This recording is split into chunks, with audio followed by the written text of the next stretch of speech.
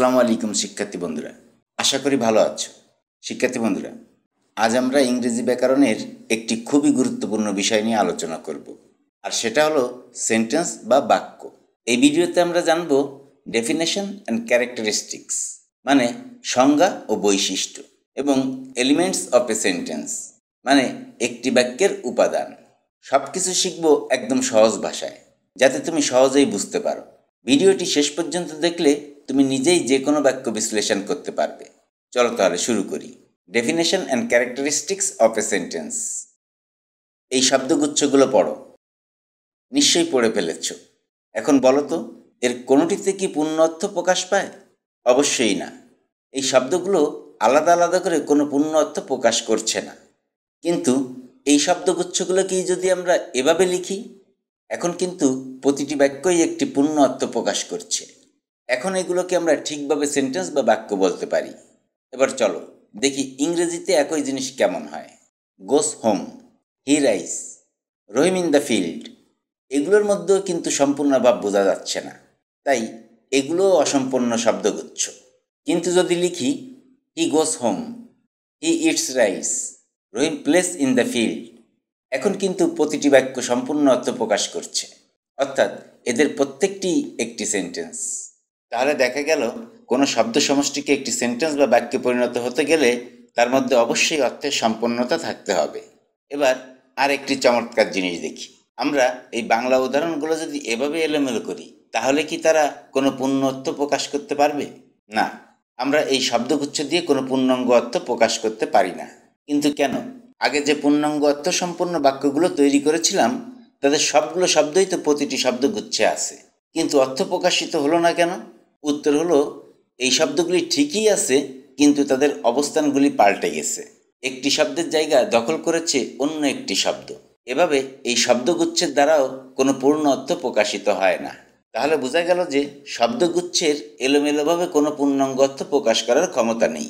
পূর্ণাঙ্গ অর্থ প্রকাশ করতে হলে অবশ্যই তাদেরকে অবস্থানগত একটি শৃঙ্খলা বা অর্ডার মেনে চলতে হবে, অর্থাৎ শব্দগুলোকে যার যার নিজস্ব জায়গায় ব্যবহার করা চাই, নইলে তারা কোনো বাক্য গঠন করতে পারবে না।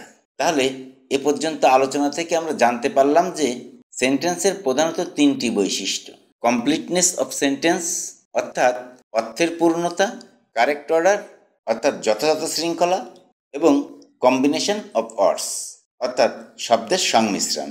তাহলে এখন কিন্তু আমরা সেন্টেন্সের সংজ্ঞা এভাবে বলতে পারি যে সেন্টেন্স হলো কিছু শব্দের এমন সজ্জা যা একটি পূর্ণাঙ্গ অর্থ প্রকাশ করে। আশা করি এ পর্যন্ত আলোচনা থেকে এটা বুঝতে পেরেছো যে সেন্টেন্স কি, সেন্টেন্সের বৈশিষ্ট্যগুলি কি কি, এবং কেন শব্দের সঠিক ক্রম জরুরি। এলিমেন্টস অফ এ সেন্টেন্স, বাক্যের উপাদান। একটি সঠিক এবং অর্থপূর্ণ বাক্য তৈরি করতে হলে কিছু নির্দিষ্ট উপাদান প্রয়োজন হয়। এগুলি না থাকলে বাক্য হয় অসম্পূর্ণ, অর্থহীন অথবা বিভ্রান্তিকর। আর এই উপাদানগুলোর মধ্যে সাবজেক্ট, ভার্ব এবং অবজেক্ট, এই তিনটি হলো প্রধান। তবে বাক্যকে আরও অর্থবহ, সুন্দর এবং স্পষ্ট করতে কমপ্লিমেন্ট ও মডিফায়ার নামক অতিরিক্ত উপাদানও ব্যবহৃত হয়। চলো তাহলে এবার এই উপাদানগুলোকে একে একে দেখি, কে কি কাজ করে বাক্যের ভেতর। প্রথমে আমরা সাবজেক্ট সম্পর্কে জানব।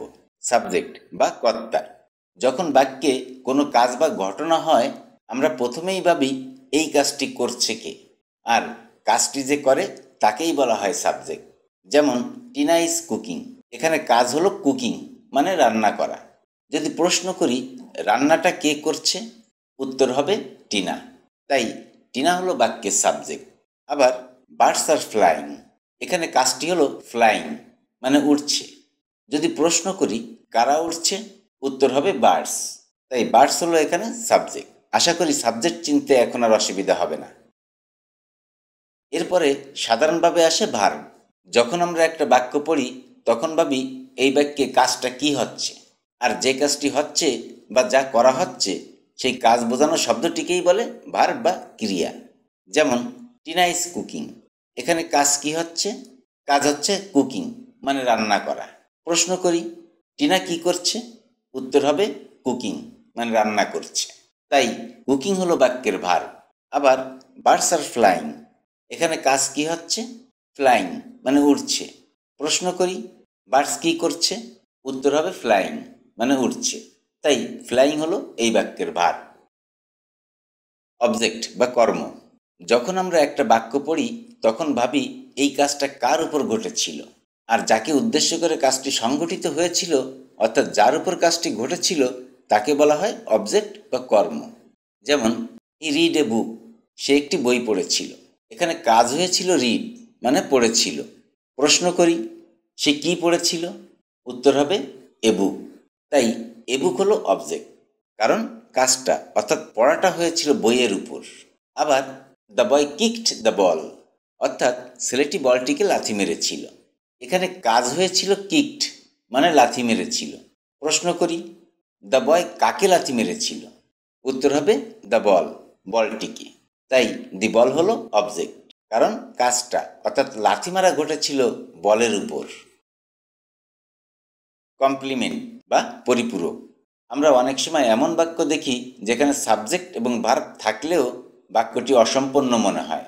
তখন বাক্যের অর্থ সম্পূর্ণ করতে একটি অতিরিক্ত অংশ দরকার হয়, যাকে বলা হয় কমপ্লিমেন্ট।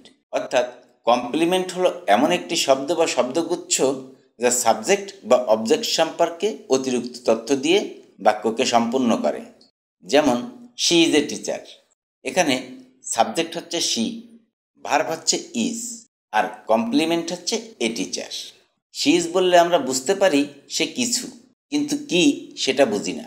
কিন্তু এ টিচার বলে দিচ্ছে সে কি, তাই এ টিচার হলো কমপ্লিমেন্ট, কারণ এটি সাবজেক্ট শি সম্পর্কে আরও তথ্য দিচ্ছে যে সে কি, এবং বাক্যটিকে পূর্ণ করে তুলছে। এটাকে নির্দিষ্টভাবে বলা হয় সাবজেক্ট কমপ্লিমেন্ট। মডিফায়ার। আমরা যখন কথা বলি বা লিখি তখন অনেক সময় শুধু সাবজেক্ট বা ভার্ব মানে ব্যক্তি বা ক্রিয়া সম্পর্কে বললেই চলে না। আমরা চাই আরও বিশদভাবে, স্পষ্টভাবে বা সুন্দরভাবে কিছু বোঝাতে। তখনই আমরা ব্যবহার করি মডিফায়ার। অর্থাৎ মডিফায়ার হলো এমন একটি শব্দ বা শব্দগুচ্ছ যা বাক্যের কোনো অংশ সম্পর্কে বিস্তারিত তথ্য যোগ করে বা সেটিকে বিশেষভাবে বর্ণনা করে। যেমন the tall boy is playing, এখানে বয় হলো নাউন, টল তাকে বর্ণনা করছে। কেমন ছেলে? লম্বা ছেলে। তাই টল হলো মডিফায়ার, কারণ এটি নাউন বয়কে বর্ণনা করছে। এখানে টল একটি অ্যাডজেক্টিভ মডিফায়ার।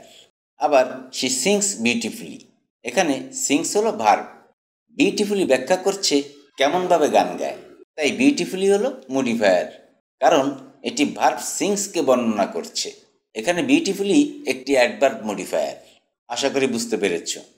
তো শিক্ষার্থী বন্ধুরা, এই ছিল সেন্টেন্স সম্পর্কিত প্রাথমিক আলোচনা। পর্যায়ক্রমে আমরা আরও গভীরে যাব। সে পর্যন্ত সঙ্গেই থেকো। আজ আর নয়, কথা হবে অন্য কোনো ভিডিওতে। সে পর্যন্ত সবাই ভালো থাকবে, সুস্থ থাকবে, এই কামনায় শেষ করছি। আল্লাহ হাফেজ।